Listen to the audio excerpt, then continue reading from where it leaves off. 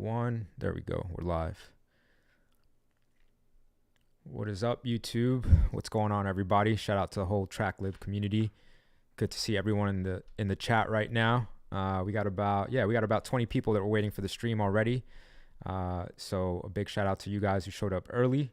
Let's just make sure we got everything going. Seems like the audio is coming through, and we'd like to welcome Statik Selektah to the Chop Up Challenge this month. Thank you so much for joining us. Yes, sir. What's good? Yeah, man, it's really really nice to have you. We at Tracklib really support everything you do, so it's really nice to have you come on and turn up for the community here on the Tracklib side. So really excited to have you on. For all those who don't know in the chat, I see you guys in there now. Statik Selektah, he's produced for the likes of Nas, Joey Badass, Action Bronson, Freddie Gibbs, KRS-One, Wu-Tang, Terminology, AZ, Jadakiss, Q-Tip, Bun B, Russ, and many, many, many more. And in case you guys didn't catch it, this year he dropped Trill Static 2 with Bun B in 24 hours after doing a live stream event in New York City, which was really, really cool and dope. Thank you for allowing Tracklib to be a part of that as well. And yeah, Statik, nice to have you here on the stream. Welcome. And in your own words, do you want to give the community just a quick background about who you are, where you come from? Yeah, I'm a DJ first, a hip hop fan first. But growing up, the early '90s, I just was just so consumed by hip hop that I started DJing at a really early age. Started doing radio at an early age. I was on the Nice. radio once a week by the time I was 14 years old, and I've been on ever since. You catch me on Thursday nights on Eminem Shade 45 on Sirius XM. Been doing that for 18 years, and before that, I was all over the place with FM, all over the country. But yeah, I started really getting in with the hip hop production around 2005. I started getting real serious about it. Started Nice. getting more placements with AZ and Foxy Brown, Oh, and then cool. that turned into doing official mixtapes with Nas and Akon and John Legend. But Nice. yeah, I produced for all the people you just said and many more. Yeah, that's an awesome lineup of artists that have been able to work with and also influence as well. Being a producer and a DJ yourself. So, yeah, definitely dope. I'm looking forward to interviewing you during this session. So for the community out there, for you guys joining for the first time, the way this is going to work is that we do a quick interview in the beginning, and then we get into the beats that were chosen. So we do an interview up front, and then if you're not part of it already, join the Tracklib Discord. On there, the community votes on their top 10 for this live stream, and so we're playing what the community has chosen as their top 10 to put in front of Statik, flipping a sample. So we'll get into it and get to know a little bit more about Statik Selektah, so you guys understand a lot of his feedback that he's going to give you and where he's coming from, given his vast expertise in production. So yeah, you touched a little bit on being inspired to DJ early on.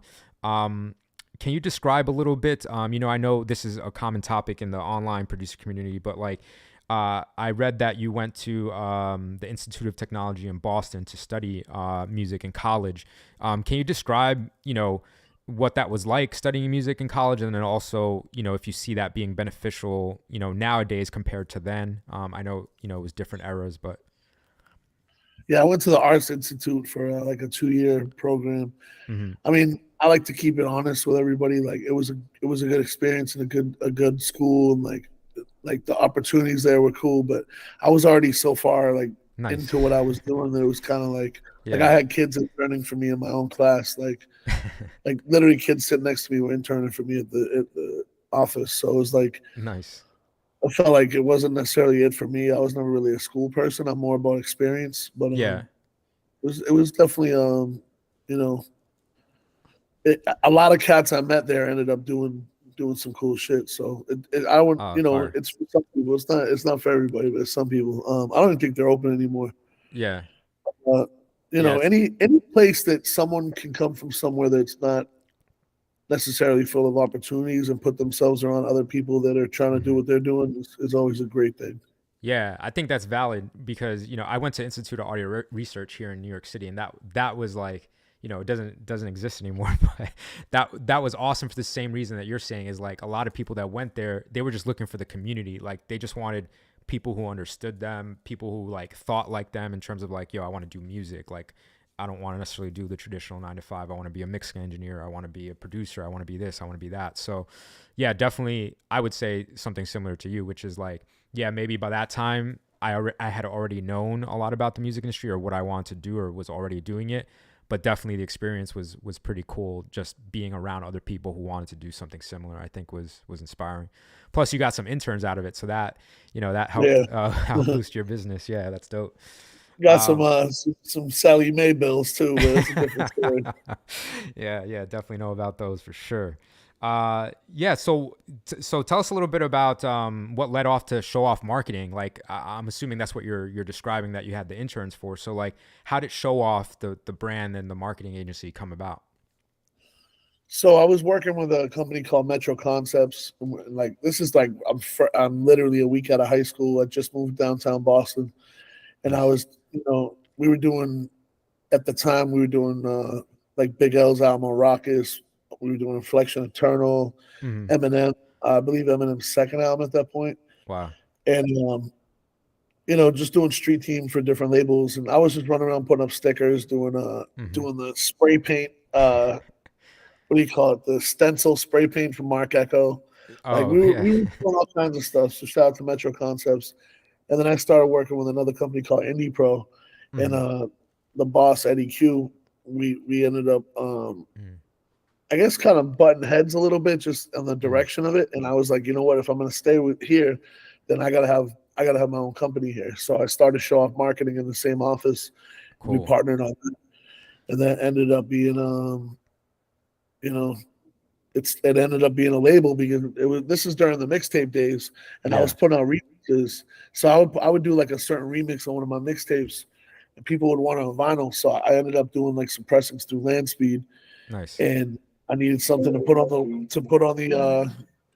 pardon me, the phone's going off. I needed something to put on the label, so we just put Show Off Records, and then we started putting out, it went from remixes to putting out music with like the first project we ever put out was Terminology's first album out the Hmm. gate, and then Granite State, and then my first album, Spell My Name Right, came a year later. So that then it became like a full blown label. The history since then is crazy. Put Yeah. out projects with Action Bronson, Freddie Gibbs. Hmm.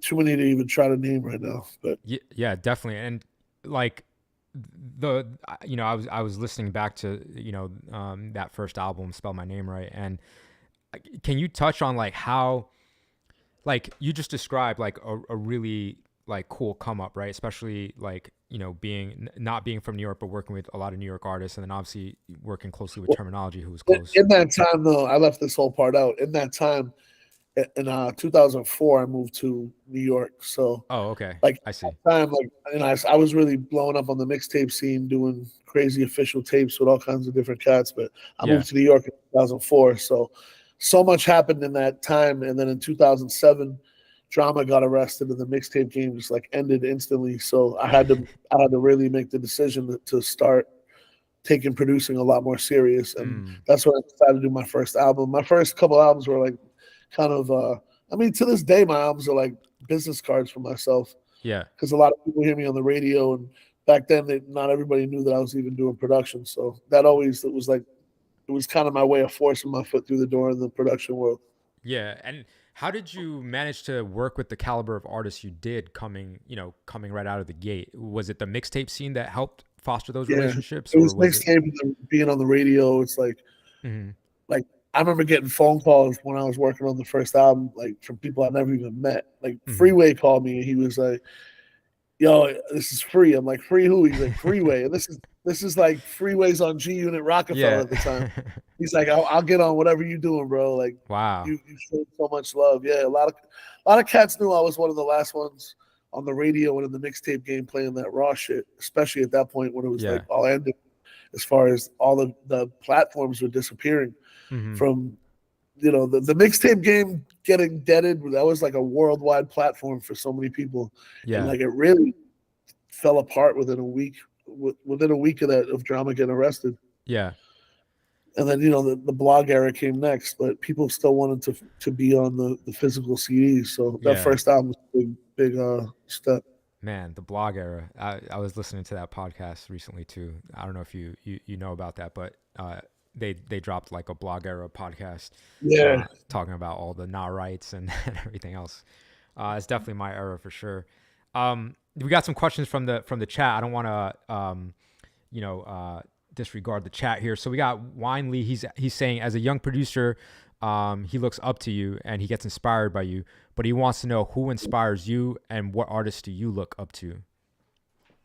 it's funny because growing up, first of all, thank you, I appreciate that. Growing up, you look up to your heroes, and of course I still do. I'm going to play pool for money against Lord Finesse tonight, and it's going Uh, down. It's going down on the pool table. But nah, it's like your heroes are who you look up to growing up. But now where I'm at right now, it's like I still obviously am inspired by all of them. But now mhm. I look up to hearing a lot of the young cats and seeing what they're bringing to the table and Cool. the fresh energy, because like I Yeah. always can turn to Primo and Q-Tip and all these guys and hear what they're Right. doing. But now it's like that's family now. I want to hear the new cats that I never heard of and be like, if I hear someone and I'm like, wow, what the hell? You know what? I got to shout out my man Soundtrack. Soundtrack is so dope. Mm. And he's like, he's a newer cat out here. He's not, Mhm. he's not a kid, but I just heard of him in the last year and we got to be cool and all that. But when I hear Nice. his beats, I'm like, damn, this dude is taken with like Knots and people like that to do and Mm. bring it to another galaxy. So that really inspires me when I hear dudes like Crisis, when I Mhm. hear dudes like so a lot of young cats that are killing it, or younger cats. Cool. Yeah, just Yeah. that's what inspires me the most now That's because what's up. I Yeah. try to take what I grew up off and kind of elevate it and make it more newer sounding, and that's what they keep doing. So hopefully people hear what I do and do that too, because it means Nice. a lot. Yeah, that's a really cool outlook too. Is just looking at the the younger generation, seeing how they're coming up and they're flipping it. Yeah, it's fire. If you guys have more questions, keep asking them in the chat. I'm trying to catch up to the chat. Um, yeah, what's your favorite music to sample if you had to choose like a certain decade? I mean, 70s and Mm. jazz. I mean, 70s was soul music. Jazz can be last week. I hear new jazz that I Yeah, want to chop up. yeah. Jazz is crazy nowadays. It got that fusion stuff going on. Dope. So you've also been featured in like video games and just your marketing game is crazy, right? Because you came up with the DJing, the mixtapes, the albums, self promoting the label.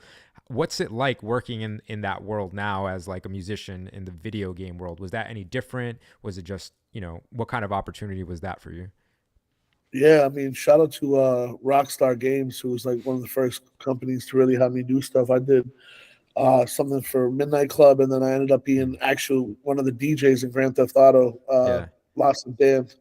And on my station, they allowed me to produce all the music on my station. So Fire. that was real dope. That was back in like 2009, I think.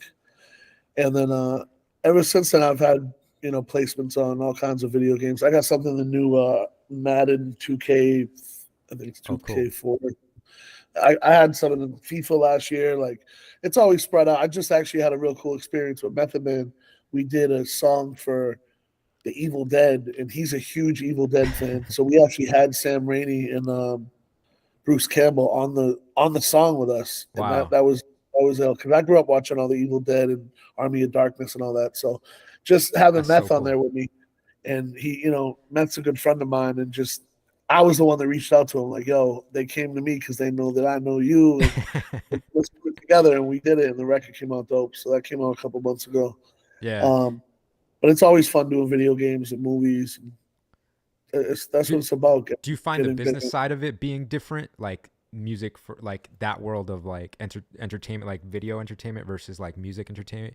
Do you find it being easier to navigate, harder to navigate, or No, it's the same. It's the same.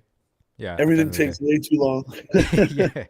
Yeah, yeah. We're in Checks don't come fast 2023, enough. Yeah. and I feel like everybody else has moved on except like this music industry. It's like sometimes it takes 7, 8 months to get paid for the most simple thing. Right. It's so Yeah. ridiculous. Yeah. It's so ridiculous. Nice. Our chat's asking, what type of equipment did you use when you first started producing? Like, what was your go to? Man, I was poor.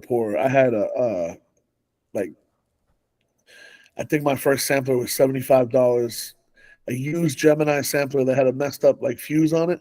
So like I'd loop something and it would just be looping and looping, and then it would just start doing something else. It would like go it would go 10 BPMs faster and then go slower. And like I'd just sit there literally as a 13-year-old kid, Yeah. almost tears in my room on why this thing wasn't working correctly. But I Yeah. bought it at a used music store. Like That was I a was different era. frustrated. Yeah. That was like you Yeah, had to and go to like Guitar Center and get like the that's books. where You know what I mean? we had Guitar Center, we had Daddy's Junkie Music, Oh, and nice. man, I would get so frustrated. Yeah. And then even buying like my first turntables, like they were so bad. Like I had the worst of the worst. And you know Yeah. what? That's what I learned on. And when you get nice at the whack equipment, when Yeah. you get on some good equipment, it's like it makes it that much sweeter. Yeah, definitely. Yeah. I still have my first turntable right next to me actually. Yeah, definitely. Dope. My first turntables were probably buried in a pet cemetery somewhere up north. Yeah. All right. Can you actually that was the next question. Yeah, can you speak on your production, like how you met Joey Badass, like what that era of your production career was like, cuz that was, very very influential, I think, to a lot of people. So, can you speak about that relationship and how all that came about? Yeah, Joey was like that's a whole nother chapter in my life because prior to that, I had been working with Mac Miller, Mhm. and Mac's actually the first one to ever put Joey on like a real feature. Mhm. That was like less than a year before I met Joey, and then I had just been working with Freddie Gibbs and Action, and all this was going on out of my basement in Brooklyn, and like that was like the hub of like everything that was coming out of that time. Cats were either coming to my radio show on Shade 45 or they were coming to my studio or both, and that's how a lot of like that all that new energy was coming out through there. And Yeah. I met Joey through Johnny Shipes. Mhm. He just wanted me to do some scratches on the song on 1999. It was Mhm. about to drop like a week later, and they came to my studio. I did the scratches on From the Tombs, and I did a little mix for them. Like they didn't even have nobody mixing this shit like that. I was like literally like, you want me to just mix this for you? They're like, sure. So I put it together, and then they were about to leave. I was like, bro, you ain't going nowhere. There's no way you came home and you ain't listening to some beats. The Nice. first beat I played was Don't Front, Mm. and Joey and CJ just were like, put the mic on, and we knocked it out real quick. Wow. And then they started coming back almost every week, and Yeah. you know, the rest Yeah. is history. Something I Since want. then, Oh, go ahead. no, go ahead, go ahead. No, no, no. I was just gonna say, something I want to touch on after you finish is the importance of, like, what I'm noticing and what I hear as a common thread for you is like the importance of relationships and then capitalizing on in-person opportunities. Because I feel like a lot of times we spend a lot of time online nowadays as producers, but what I'm putting together from all these gems that you're dropping is like how important it is just for like to if Joey Badass walks in the door, for you to be ready with a beat, like a stack of Absolutely. beats, you know what I mean, versus like, oh, I'm just gonna make a Joey Badass type beat today, you know what I mean? Like, it's just knowing what you have and knowing, having the Yeah. confidence to move forward with it. You always got to be ready. I mean, a lot of people aren't going to just have him walk in the door and you play beats. And Yeah. remind you, at this time, he wasn't nobody at this time. His first project Right. wasn't even out. Yeah. But the point, the moral behind the story is always be ready. Because I remember one time I was in the studio, Busta Rhymes, and it wasn't planned. I was going to see 2 Chainz with somebody, and Busta's always in the studio every night. He's in the studio, and the people in New York and the scene that really know, they know what studio he's at. Yeah. That if you go to any studio in that building, you're gonna run into Busta. So one night it was like 2, 3 in the morning, and he's always in the studio. Then he goes to the club for the last hour, and then goes back to the studio. And we were like, he had me come in the room playing some records. And he's like, "What you got?" And I remember sitting there like, I got a full. I always have my whole. That's important too. So I always have all my Pro Tools sessions, all my Mm. beats, everything available on my phone at all times through the iCloud. Yeah. But anyway, I didn't have it organized at the time. And I remember I played him like probably 5 or 6, and he was like, he was into it, and he's like, all right, I'm going to the club, and got up and left. And I was like, that's the only time that's ever happened to me. But me and Buster Yeah. got a extensive relationship, Yeah. and we do that all the time on the late night shit. But I think if I knew I was going to see him that night, I would have Yeah. had a different folder. So the point of that story is Mhm. have different folders ready for different people. Yeah, no, that's super important. Yeah, definitely. Yeah, I feel like a lot of us can benefit from that advice. Sometimes it's easy to stay on YouTube and look up how to do something or try to email or DM someone. But sometimes, especially if you're in an area where there's artists, and things are popping off, like you said, artists go to the same studio. Like eventually you'll find your way there, or someone will help you connect the dots. Um, Yeah. Definitely. Um, one of the questions I really wanted to touch on was you just dropping the single "Unpredictable" with Wu-Tang, flipping the same sample, right, that everyone is gonna flip on today's on this month's challenge. Can you tell us how that song came about and how it ended up on the album? Yeah, first of all, I always love that sample because a couple people have used it before. Common used it on his second album or third album. Yeah, third album. Mm, Uh, Kanye used it on a Weekend record. mm, Don't Tell Your Friends, and like it's always been a sample I loved. I probably wouldn't even mess with it because of how many songs I loved and used yeah. it. But the reason that I chose it was because I was working with Inspector Deck, who was working with Tracklib on something, Mm, and it was one of the records that was suggested. So I was like, you know what, I'm gonna chop this up. It sounds like a Wu-Tang vibe. So I made the beat for Inspector Deck. He got on it at I believe in my studio. If it, he was, we did a couple joints, but we did a couple songs in my studio, and he sends me it the next week with Ghostface on it, oh and wow. I'm like, oh, shit, this is crazy. I was like, I hit him back because he says my name in the verse and all that. I was like, I need this record, bro. Like I'm working on my 10th Yeah. album. I need this record. So he was like, oh man, I don't know. I went and got Raekwon on it. Wow. I was like, I need this record, bro. I need this record. He's like, I don't know. Went and got Method Man on it. Now I'm like, bro, like I'll do whatever you need me to do. But I was like, he's like, all right, man, all right. And shout out to Inspector Deck. That's That's what's one of up. my favorites of all time, forever. And yeah, I put it together. I interviewed RZA, and he said a couple things that I kind of sprinkled through the record. And last minute, right before we dropped it, man, shout out to the RZA. It was like 3 days away from dropping, and I was very uncomfortable that I hadn't got like a cosign from RZA for the song yet. Because I don't know if people know this. Whenever you use the Wu Tang logo or even try to make a Wu Tang song, Mm, whether it's like if it's like two or more people from Wu Tang, they're very weird. Like they're very protective of it. Like the mhm. whole group, like you got to talk to the Abbott. You got to talk to the Abbott, the RZA.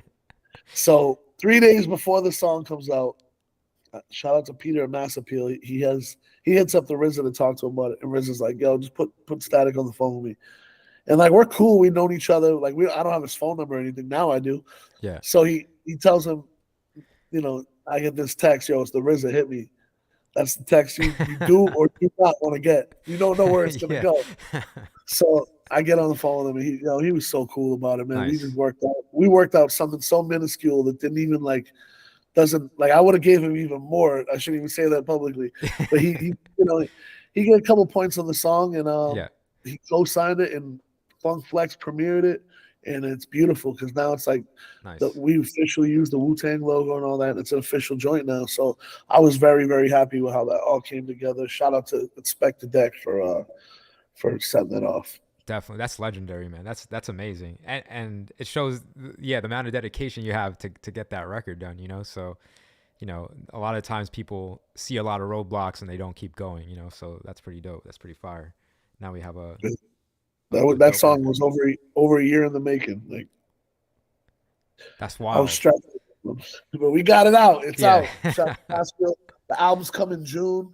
Called Round Trip. It's my 10th studio album. Like I'm really excited. I'm probably Nice. gonna turn it in maybe Saturday or Sunday. I'm going to the studio all weekend. So That's what's up. That's what's up. Nice.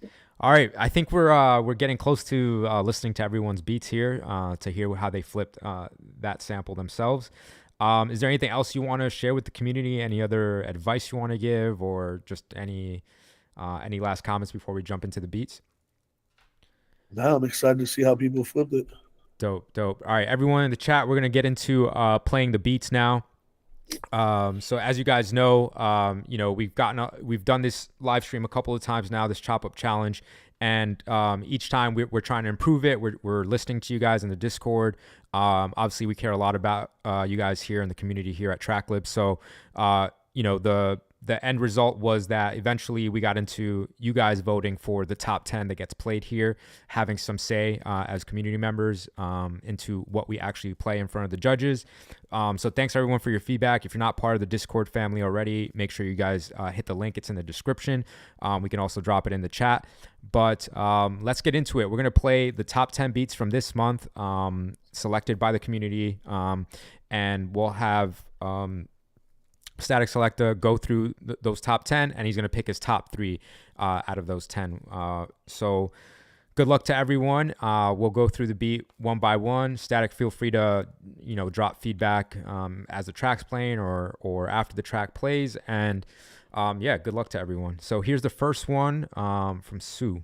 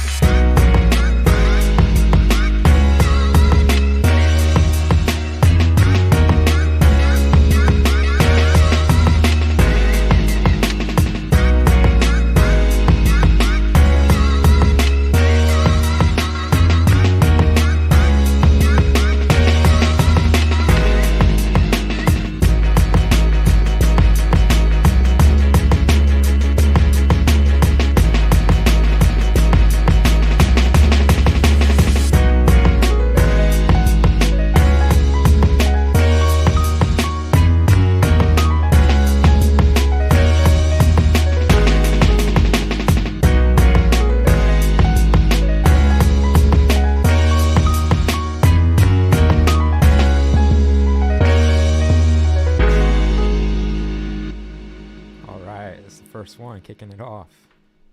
Nice. Yeah, we got some people in the chat were feeling that. It's definitely some creative chops in there. It's dope how he added, his original instrumentation and all that. Mm-hmm. Yeah, definitely the piano going up and down. Yeah. All right, we got number 2 here from A Swong.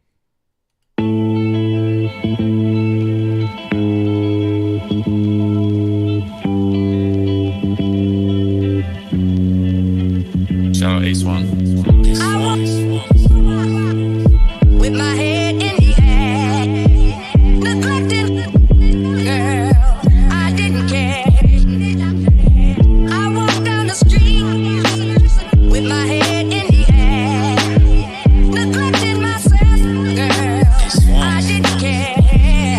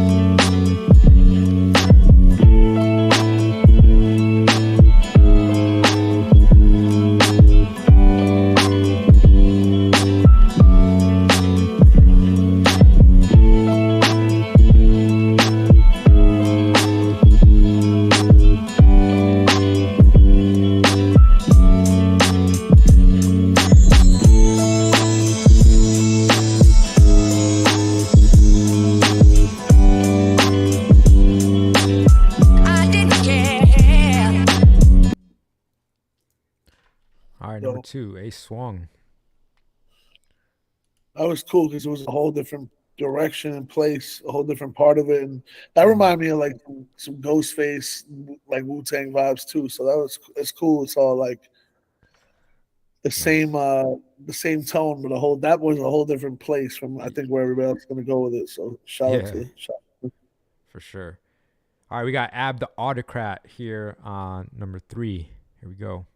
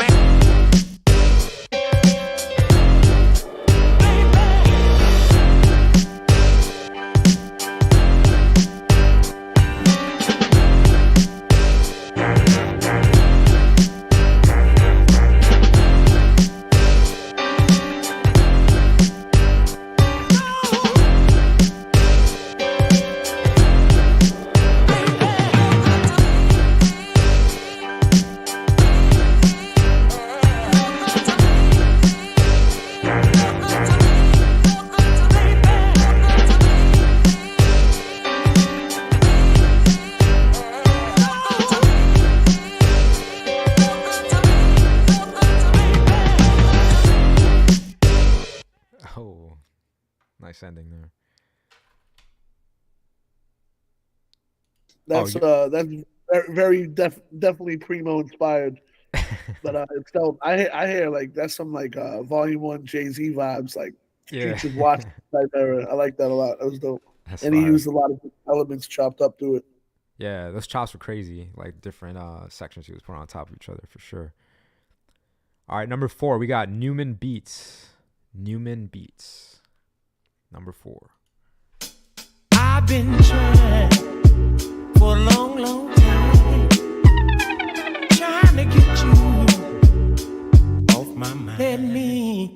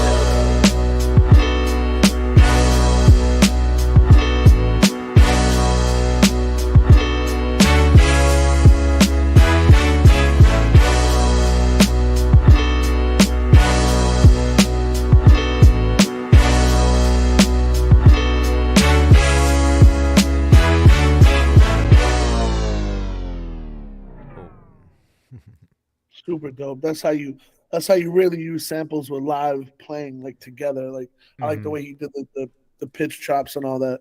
Yeah, Very dope. fire. Yeah, that was fire. And he created a lot of space in there too, which is cool. All right, we got number 5, S. Suva. I'm sorry if I'm butchering your name, guys. S. Suva.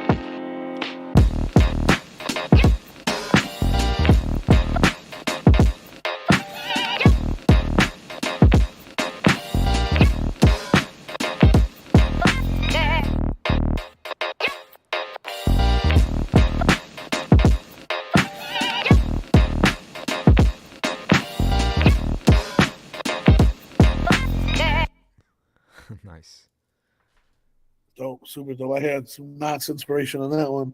Yeah. I like just how he brought it to another place, and the low end, super dope. Yeah. I just noticed we both got cause in the studio. I have a Got whole one of bunch of cars in the studio. The whole- Yeah. I got 3 I'm of at those guys. home. I'm at home. Yeah. I'm a huge cause fan. Yeah. Shout out to cause. Oh, yeah. Number 6, Timu Natyaki. Timu Natyaki. Hopefully I'm pronouncing your guys' names right. Shout out to everyone submitting, man. I'm sorry if I'm butchering the name. Number 6.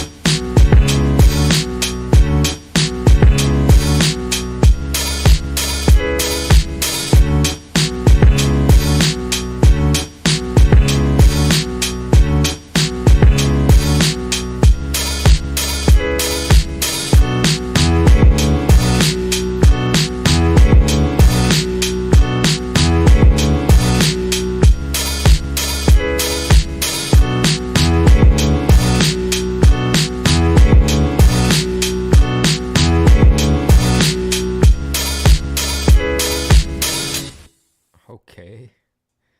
Or that was like the fun version. But like that's the b-boy version. I like that though. The chops. Yeah, that was fire. That was definitely a completely different direction from everything we heard so far. So that's fire.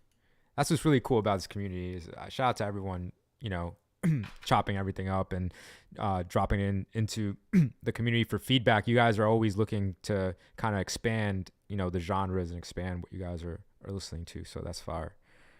All right, number 7. This one just says Tracklib April Challenge. It actually doesn't have a name.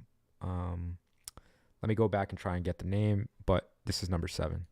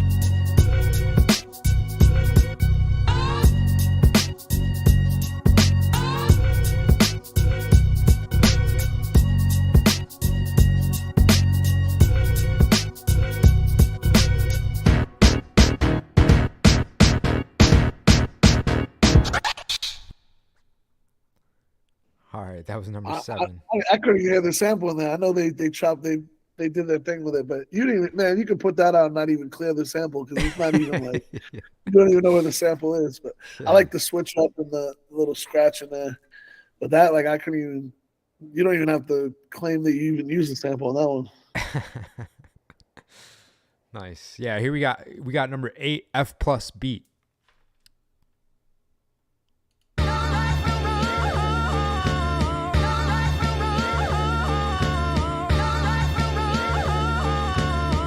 Because of your love, girl, I know you go and strong.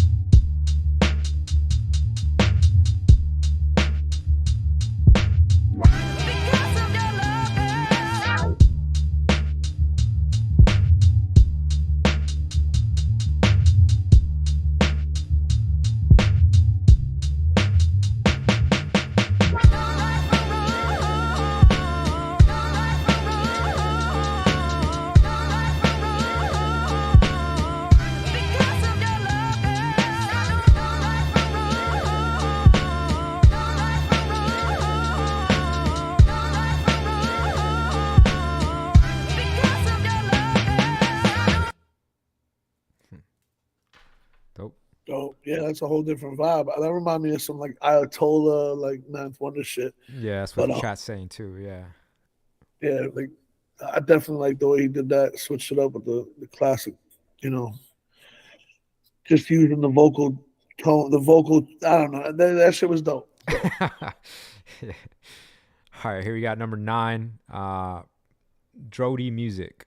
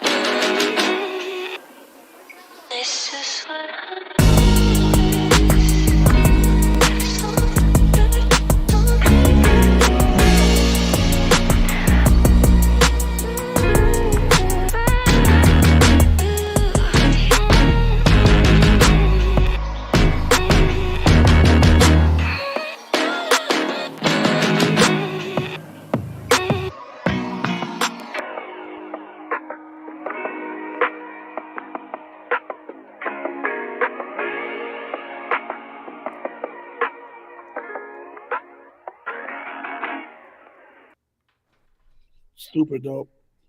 That was I was fire. like, yeah, the transitions and just the way it dropped and the bass, just everything was super dope. I love it. Number 10, Vexo. So number 10, Vexo. Shout out to Vexo, longstanding member of the Tracklib community.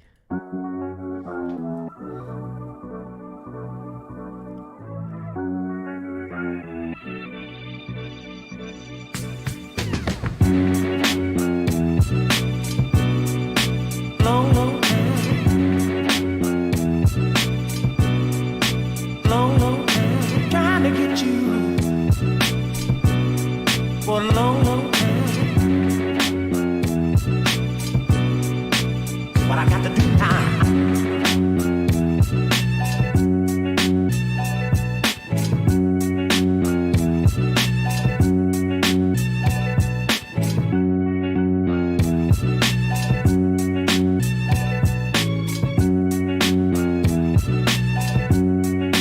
Get on. Long, long time.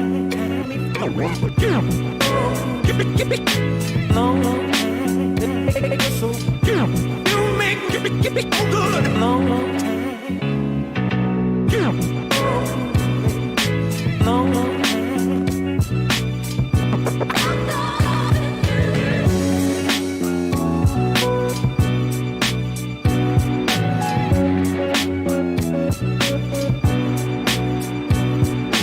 I feel so good sometimes, baby.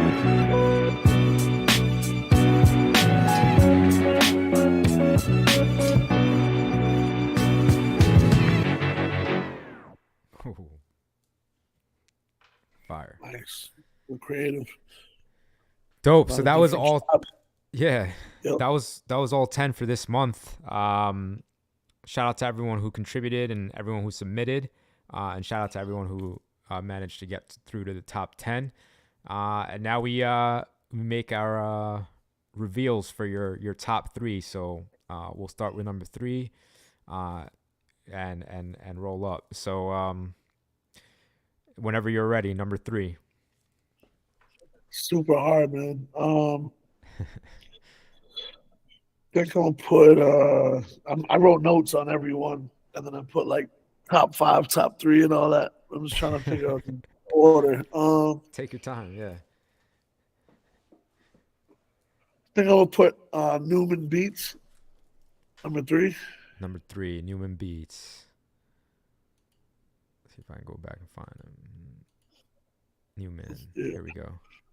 Here we go. Number 3. Do you want to say something before we play it, or do you want to play it and then say something after? Just that the narrowing the top 3 to me, like all the top 3 are all like pretty much on the same. It's hard to do, to put them in order, but yeah, salute to everybody that did it. Dope. Here's number 3, Newman. I've been trying for a long, long time, trying to get you off my mind. Let me.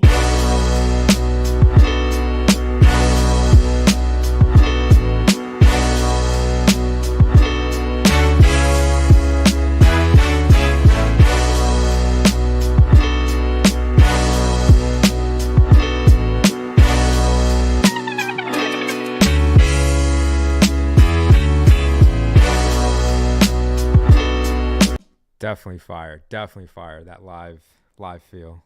Shout out to Newman, number 3.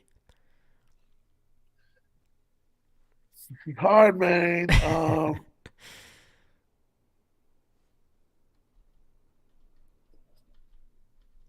think the Autocrat, the Primo joint, Ab Autocrat. I think that's my number 2. Ab. Shout out to Ab. That's the homie.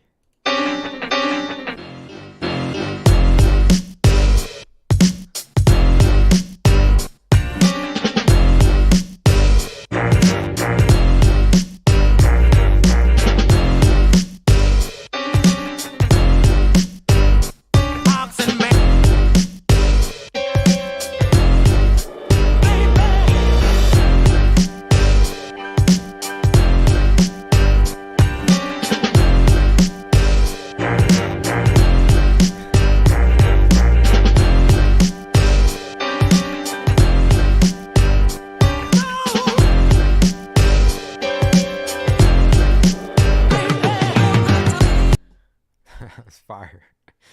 Fire. I think the top 3 could all be interchangeable, honestly, but the one I'm gonna give number 1 because of just the biggest structure and the sequencing and the feeling on different parts is the Drody music, just because it's like so different from everything else, and it sounds like a record, like a big record, and just the transitions and shit. So shout out to Drody music on that.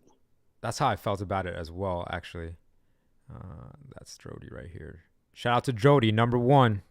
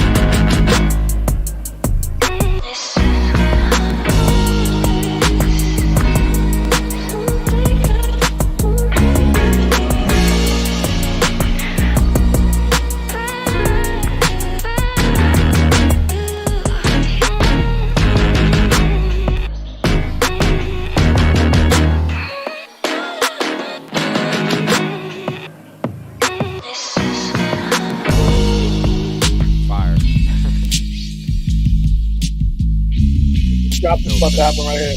Yeah. Comes back in.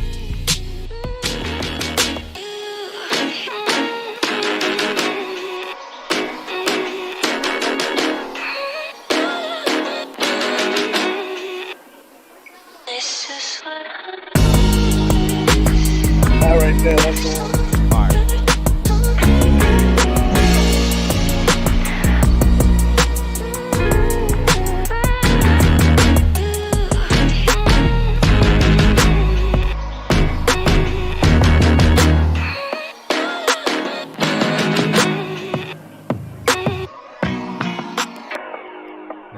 Keep that one on repeat. That's fire. That's fire. Number 1.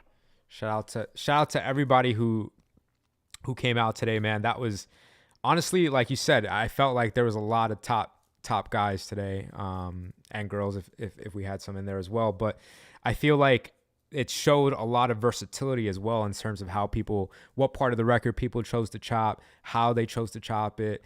It just shows like the Tracklib community, you guys are really, really in the bag about, how you go about chopping up your samples and what styles you guys listen to and how you guys try to convey your own style to the judges. So shout out to all you guys, because this is what it's all for, is for the community to get some feedback, listen to some dope beats, kick it with each other in the chat, kick it with Statik. But man, that was that was a tough round. I didn't know how you were gonna go about that. You did a good eye.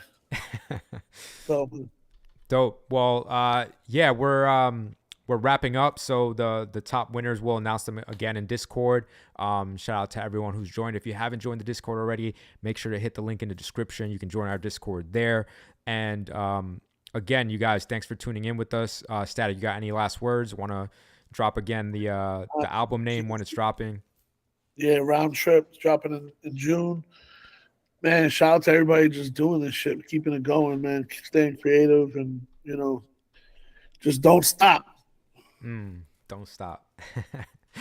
Fire. All right. Well, thank you for spending your time with us. We really appreciate it here, and we're looking forward to having you again sometime. I just love, man. Appreciate y'all. Awesome. Peace. Thank you. Shout out to everyone. Peace.